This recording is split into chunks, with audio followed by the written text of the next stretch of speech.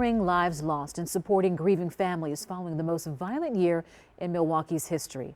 A candlelight vigil held tonight for the city's 189 homicide victims of 2020.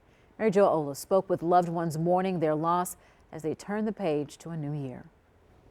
For too many families, 2020 is the year a loved one was taken away by violence. This candlelight vigil was a way to show they are not forgotten and to send a message. To have to light that candle is very hard. Inside Milwaukee's El Bethel Church of God in Christ, each candle represents a life lost to violence in 2020.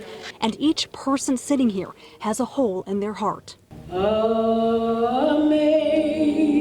Every year, Northcott Neighborhood House holds a candlelight vigil to remember homicide victims. Because of the pandemic, organizers had to limit the number of people who could attend. Braxton Taylor. Fabian Guzman. This year, it took about 10 minutes to read the names of lives lost. The table overflowed with candles. It was very hard.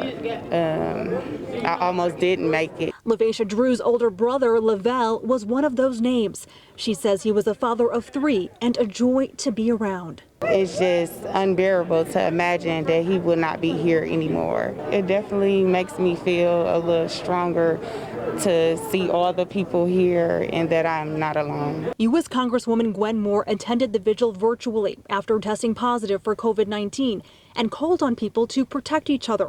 Pastors and community leaders shared words of grief and called for action to end violence.